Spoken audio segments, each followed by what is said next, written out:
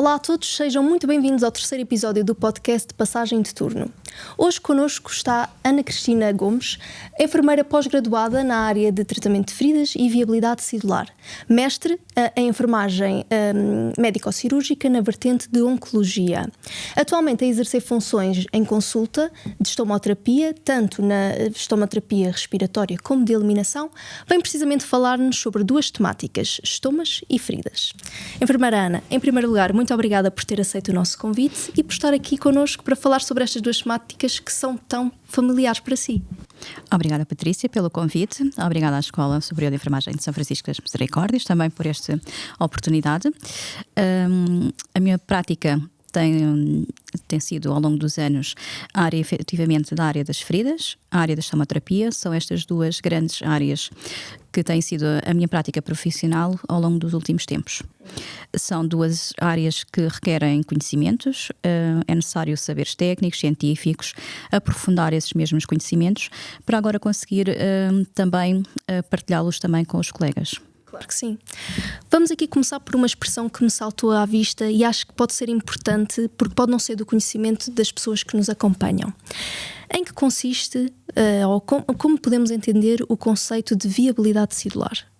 A viabilidade celular corresponde aqui a uma capacidade do tecido se manter vivo, digamos assim, e manter as suas funções em termos do organismo, para que possa envolver aqui em termos de processo de cicatrização de uma forma mais eficaz. Se existir alterações na viabilidade celular, vamos comprometer o processo de cicatrização e as feridas vão se tornar em feridas crónicas.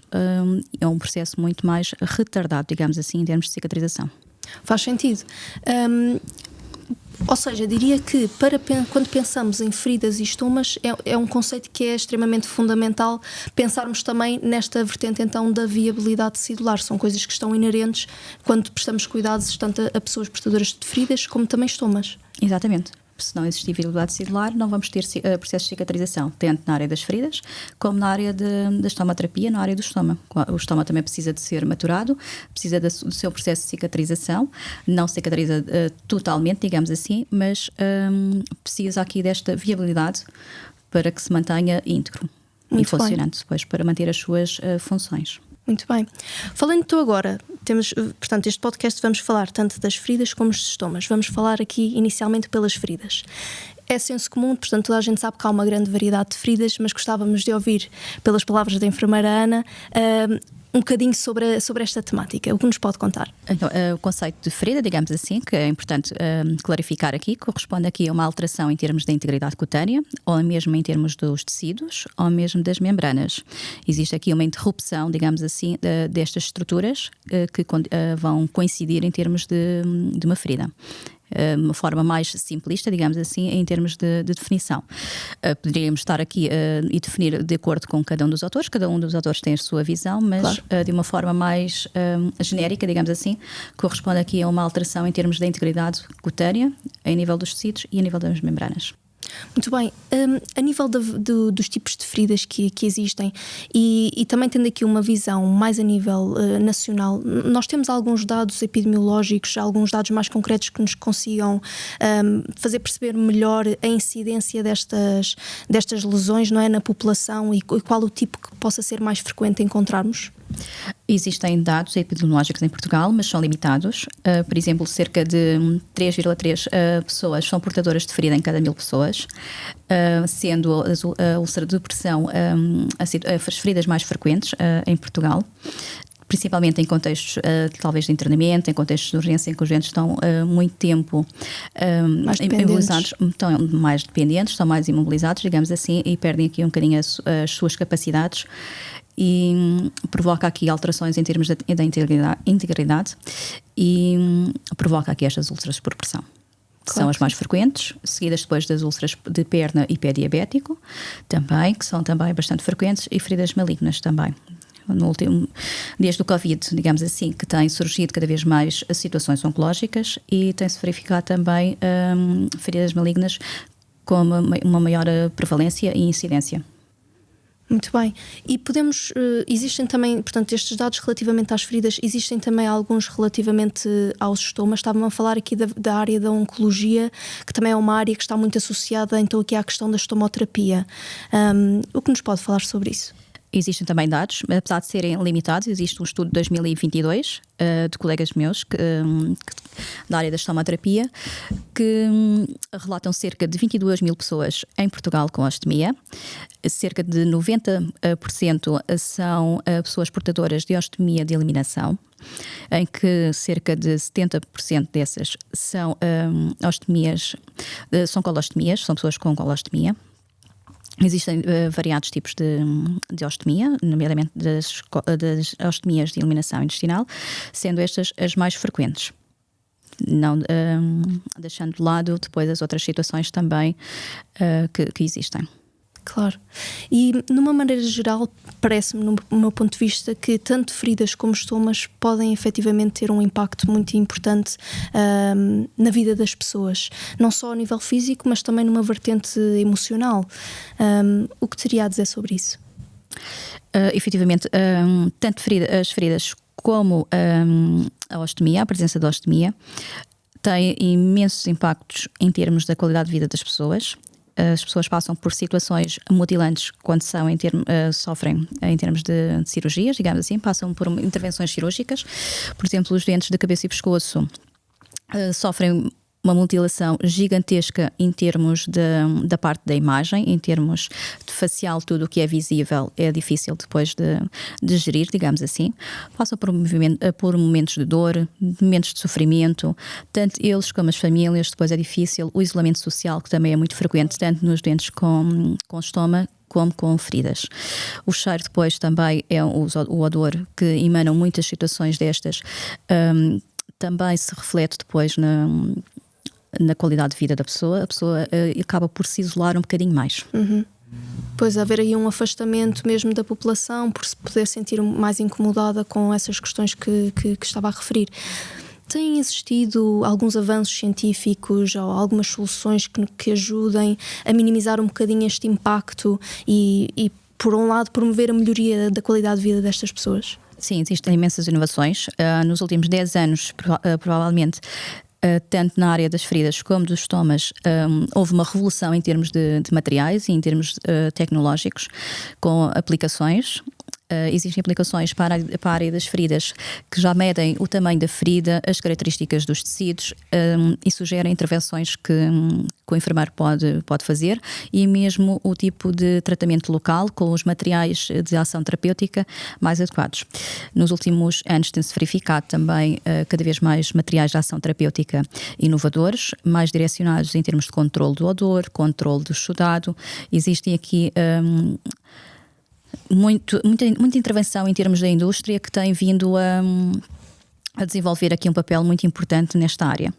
Na área da estomoterapia também existem aplicações digitais que também já dão aqui um leque, digamos assim, em termos de intervenção, que fazem também a avaliação de características do estômago, da pele perilesional, sugerem também intervenções, como é que se faz a intervenção, de quanto tempo é que depois faz a sua avaliação dessa mesma intervenção. Sugere aqui também uma avaliação mais completa, digamos assim. Existem escalas de avaliação tanto para a área das feridas como para a área dos estomas, e que também já existem em termos de aplicação digital, que dá para depois partilhar também em termos de equipa e também em termos de colegas a nível nacional. Existe também uma aplicação que foi desenvolvida tanto pela indústria como por enfermeiros, que já desenvolve essa intervenção. Mas é de facto muito interessante, porque acaba aqui por ser um meio auxiliar, não é, na intervenção, para também conseguirem fazer, os profissionais de saúde, não é, um diagnóstico mais adequado e depois efetivamente implementar os tais tratamentos mais adequados ao tipo de lesão. Exatamente. Isso é muito interessante, sem dúvida. Sim. Por exemplo, agora quando estivemos na IUMA, verificamos também a aplicação de um dispositivo que é aplicado, por exemplo, na terapia compressiva, em que o doente consegue-se perceber qual é que é a mesma pressão que é exercida em todo o membro, porque Uma situação é o enfermeiro fazer a aplicação da terapia compressiva e nós não sabermos qual é que é a pressão que está lá exercida. Agora, enfermeira, peço desculpa estar a interromper. Quando fala em terapia compressiva, pode-nos explicar um bocadinho mais sobre esse conceito também? A terapia compressiva tem a ver com mecanismos de ação que decorrem quando é exercida determinada pressão. Existem determinadas pressões que são exercidas, dependente da tipologia de úlcera de perna. Normalmente, nestas situações, existe uma avaliação prévia. Existe a avaliação do índice pressão tornozelo-braço, que é o IPTB, o chamado IPTB. É feita essa avaliação e depois só dessa avaliação é que se poderá fazer aqui a terapia compressiva. Existem classificações que depois vai definir se é realmente para fazer essa aplicação ou não.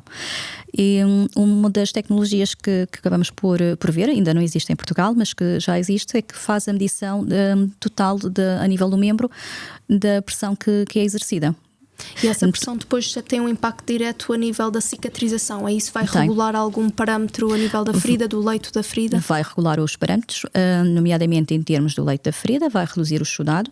Inicialmente estas lesões têm mais exudado, mas consoante o número de tratamentos, digamos assim, vai reduzindo tanto o edema, reduz o edema mais localizado do membro, digamos assim, e junto à ferida, como depois vai acabar por reduzir a quantidade de exudado e vai diminuir o tempo de cicatrização.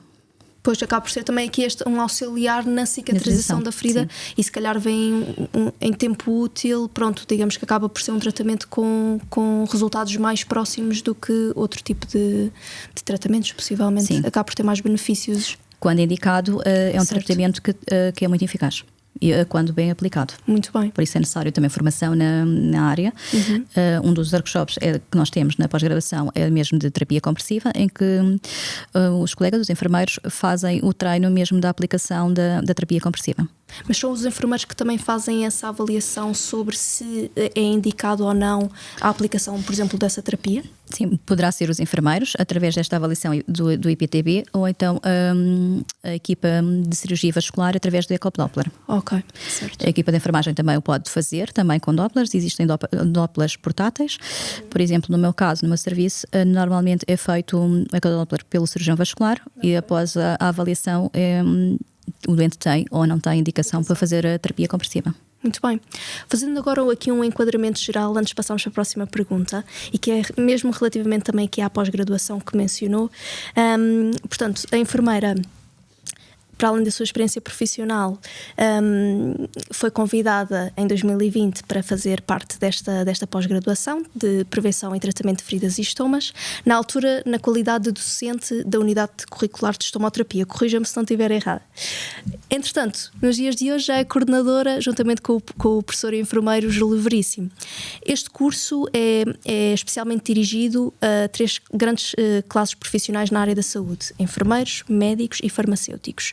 Se tivesse que descrever qual é que é o papel de cada um destes profissionais nesta intervenção, como eu faria? Inicialmente, o enfermeiro terá um impacto muito maior em termos de intervenção. Quem faz o tratamento, digamos assim, quem executa a intervenção de enfermagem, quem faz a avaliação, quem faz aqui uma avaliação mais generalizada, não da pessoa, da ferida, mas da pessoa no seu todo. Não faz só a avaliação local dos tipos de tecido, características, tamanhos, mas faz aqui também uma avaliação, por exemplo, dos fatores de risco da pessoa, a avaliação das barreiras que possam existir em termos de cicatrização, por exemplo, uma má nutrição, obesidade, são fatores de risco em termos de cicatrização. Uma diabetes mal controlada também vai alterar o processo de cicatrização, vai ter uma cicatrização mais lenta, digamos assim, vai ter um processo mais lentificado e a cicatrização dá-se de uma forma mais tardia, ou então acaba mesmo por uma situação em que pode estagnar aqui a cicatrização, também por outro tipo de mecanismos. Pode haver também ação bacteriana, pode haver infecções, pode haver outras alterações que podem ocorrer, e que o enfermeiro, como executa o tratamento local sempre que é necessário, faz essa avaliação, faz esse planeamento, tem uma intervenção mais dirigida, digamos assim. Enquanto que a equipa médica acaba por fazer aqui a avaliação da pessoa, a avaliação também da lesão, mas numa vertente mais perceber se existe infecção, se não existe infecção, se existe outro tipo de alterações.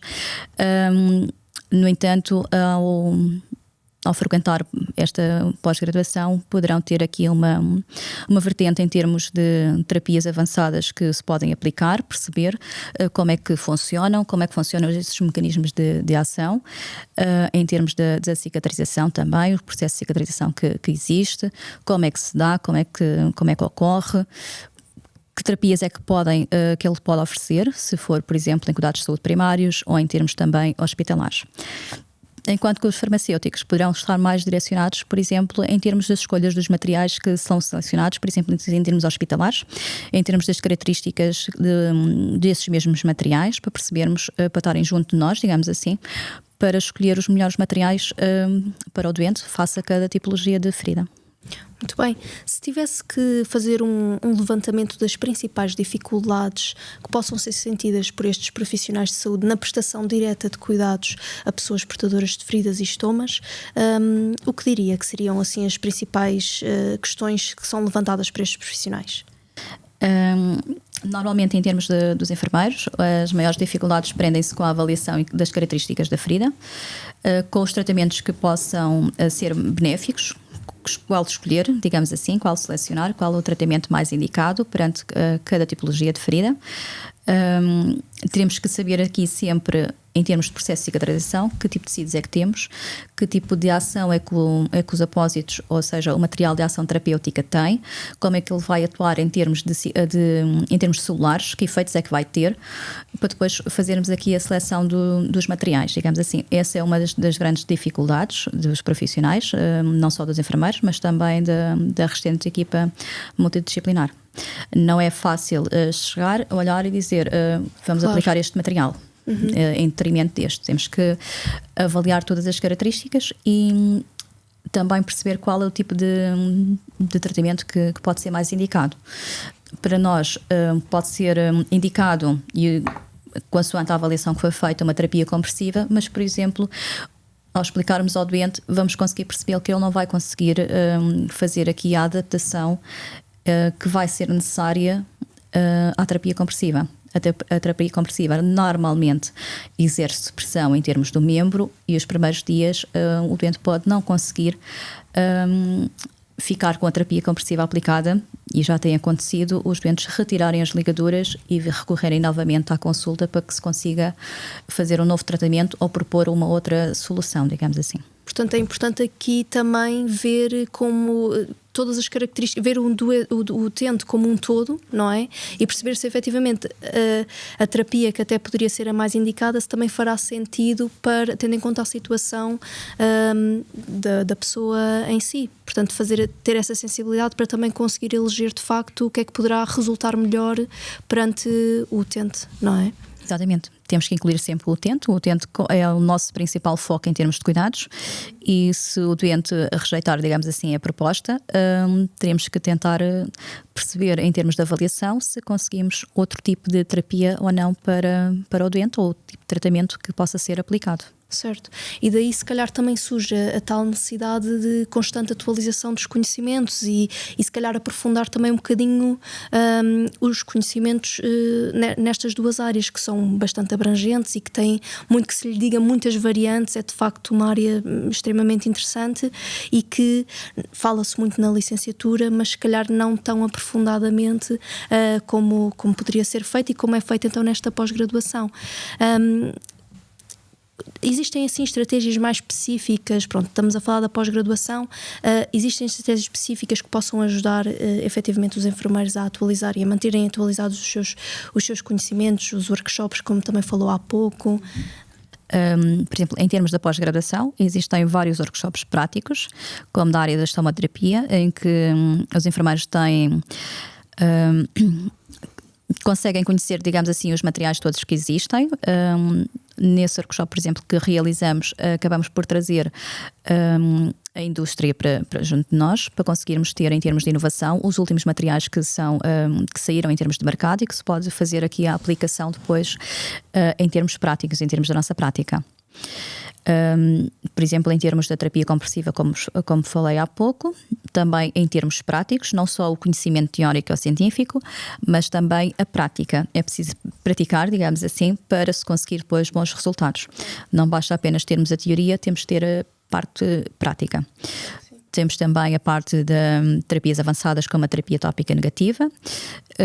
Esta terapia acaba por ser um dos grandes interesses por parte dos enfermeiros, como é que se faz em termos de aplicação, em termos das suas indicações, contraindicações, mas principalmente o principal foco é em termos da sua aplicação, porque existe ainda muito receio na aplicação, no manuseamento dos dispositivos, como é que se faz, como é que não se faz.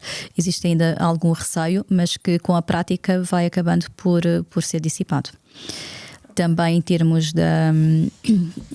por exemplo, da área de oxigenoterapia hiperbárica, em que fazemos todos os anos a visita ao Hospital Militar para verificar como é que é feita esta terapia avançada e como é que se pode, digamos assim, em termos das suas indicações, tanto na área das feridas, como outras áreas que também acabam por ter um grande impacto.